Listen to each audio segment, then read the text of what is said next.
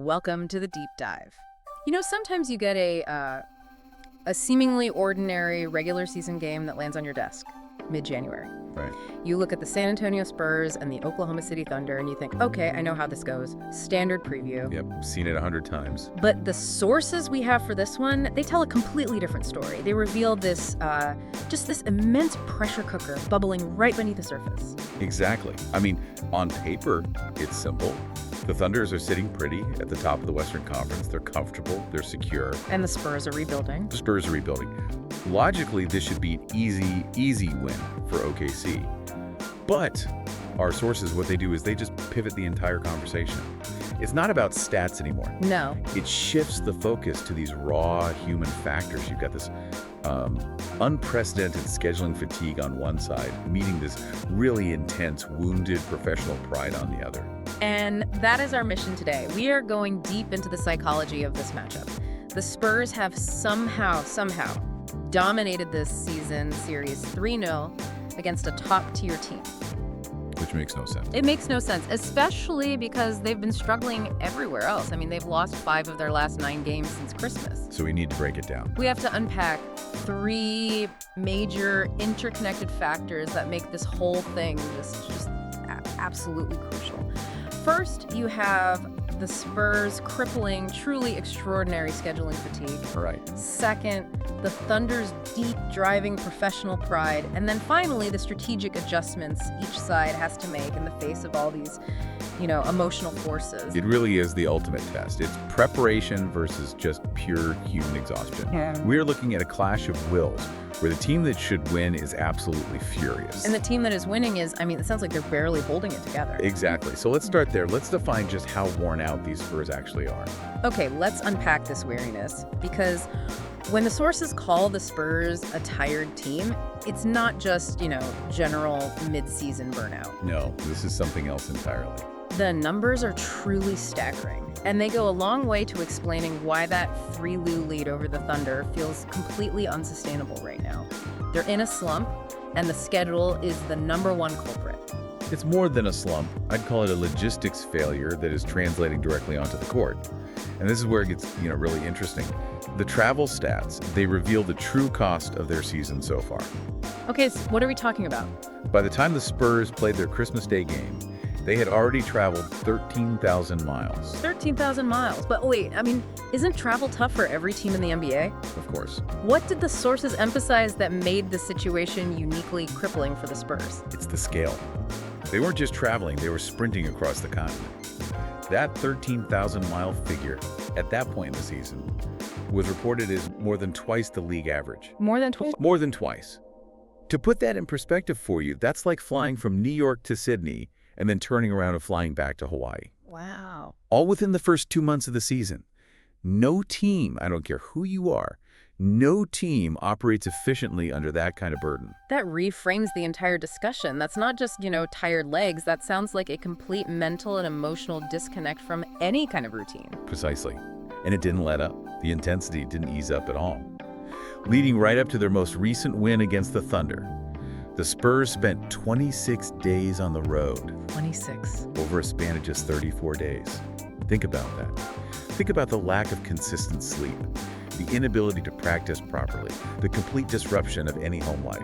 26 days out of 34 living out of a suitcase. That explains everything we're seeing on the court since Christmas. The sources describe them as worn out. Yeah. They're just hoping they can muster the strength to compete, which tells you everything about the psychological state of that locker room. It moves beyond the playbook and into pure willpower. Mm-hmm. The Spurs are past the point of, sophisticated strategic adjustments. Right. The conversation internally, it's just about trying to fight their way through it during these dog days of the season. And what happens when you're dealing with that level of depletion? You know what happens. You lose focus, you turn the ball over, your defensive rotations are a half step slow. And that is exactly the vulnerability the Thunder are looking to exploit. So on one side, we have the Spurs dealing with just this existential exhaustion. Now let's flip it. Let's turn to the other side of the court. Okay. The highly motivated Oklahoma City Thunder. They are, by all accounts, usually a pretty even-keeled team, right? Oh, yeah, very professional. They preach that mantra of 0-0 after every game, just trying to maintain that emotional neutrality. But this series, this 0-3 deficit against a struggling team, has just cracked that calm exterior wide open. Absolutely. And while the Thunder, they know they're secure, they will still wake up in first place tomorrow no matter what happens in this game. So strategically, it doesn't really matter for their season. It doesn't. But the sources make it crystal clear that this game is now purely about pride on the line. That 0-3 series deficit is the core emotional issue that has turned them from calm professionals into a focused, angry unit. And it's not just a general disappointment in the record, is it? There are very specific, almost concrete frustrations, financial and emotional things that the Thunder are carrying into this game. We can point to 3 explicit sources of motivation that have just elevated the Thunder's anger beyond simple competition. Okay. First, there's this incredibly stinging financial detail. The Spurs cost them money in Las Vegas. Now, what does that mean? That's a crucial point to clarify for the listener. Are we talking about, the point spread? Did the sources suggest the organization itself felt financial pressure from that, or is this just player talk? It's a bit of both, but the emphasis is really on organizational embarrassment. It's about the point spreads, sure, but also maybe future odds that were impacted by these unexpected losses. When a top team repeatedly loses to a rebuilding team that they should, dominate, it affects everything. It affects odds making, public perception, and that's where the pressure lies. It suggests the Thunder failed to deliver on professional expectation, and that hits them right in the pocketbook of reputation. That adds a layer of weight that's far beyond just a simple loss on the schedule. What else is fueling this? Well, second, they felt they simply laid an egg in a previous trip to San Antonio. That's a professional critique of their own effort. So it was on them. They know they weren't fully engaged, which is frustrating because they recognize that loss was internal. It wasn't because the Spurs were just overwhelmingly better. And then third, and maybe the worst psychological blow of all, The Christmas Day game. the most recent game on Christmas Day wasn't a close, nail-biting defeat. It was a definitive blowout. That is the humiliation factor right there. It's one thing to drop a close one to a team that gets hot. It's another thing entirely to repeatedly fail, cost your organization's perception, and then get embarrassed on national television by a team that is, literally running on fumes. The pride aspect has just completely overridden the logical security of their first place standing. It has to. The sources make it so clear that the 0-3 record is an embarrassment that, in the world of professional sports, must be immediately erased. We even heard, from the rookie superstar Wembanyama about this. Right. Vic's perspective, his candor is a huge warning sign here. It is. He explicitly said he expects a ticked-off team. And he acknowledged it, which was remarkable. He said, we'd be mad too if we lost 3 games in a row to the same opponent. And that validation is key. When the opposition's star player openly confirms what you're feeling, you know the intensity is approaching playoff hostility. So the synthesis here is just that the sheer intensity of professional pride, especially after getting hit financially and suffering a blowout, it creates a pressure that makes this game feel like an elimination scenario, even though it's only January. So, okay, if the Spurs are completely exhausted and the Thunder are absolutely furious, how are they strategically preparing for this? How do you counteract these massive emotional and physical tides? Let's move into that and explore how the Thunder are learning from these failures. Despite the losing streak, the sources indicate the Thunder believe they have gained crucial insight.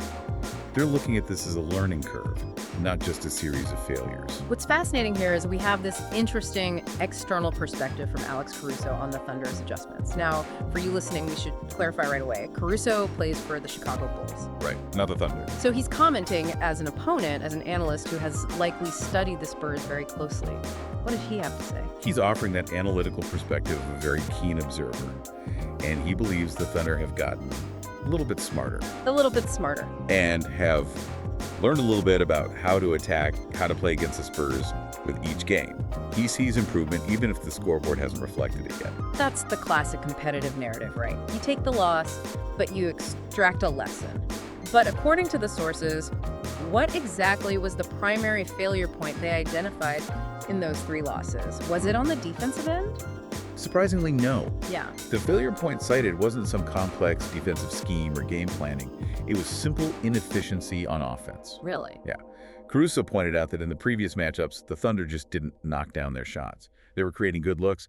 They didn't execute. And execution is everything, and we have a specific, highly relevant stat that just underscores this point perfectly. Caruso himself, in a prior loss, was just 2 of 12 from three-point range. 2 of 12. That's a massive swing factor right there. It's huge.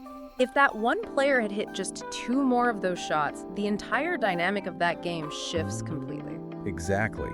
And that poor shooting performance by key outside threats, that leads directly to a strategic prediction about how the Spurs have to play defensively, Yeah. especially given their fatigue. So if the Spurs are that exhausted, they have to conserve energy. They have to pick and choose their defensive battles. You got it. How do you choose that battle when you're facing a motivated, angry team? You gamble. You gamble. Given Caruso's previous cold streak, the sources predict the Spurs are likely to be willing to live with him, hopefully shooting the lights out. So the plan is to basically let him shoot. Essentially, yeah. The Spurs will prioritize stopping the higher percentage threats. They'll try to funnel the ball away from the paint, focus on frustrating the Thunder's primary drivers, and they will dare the outside shooters who have been cold to suddenly get hot. It's a calculated risk. A risk based on the law of averages and their own desperate need to conserve energy. That's it. Wow. That's a high-stakes defensive gamble, though. Particularly when the Thunder are walking onto the court, angry and completely focused on execution. The Spurs are basically banking on previous failure. Right. They're hoping Caruso and others stay cold. While simultaneously trying to manage their own profound physical exhaustion, it's defending by just hoping the opponent doesn't correct their past mistakes. It forces the Thunder to prove their learning curve is real. They have the motivation, they have the analysis, but do they have the execution to counter the Spurs' defensive dare? And this brings us right back to Wembanyama's assessment. Right. He said the Thunder were a very good team already before they got ticked off. And if they were already a very good team and now they are highly motivated, they've analyzed their mistakes, and they are seeking revenge, the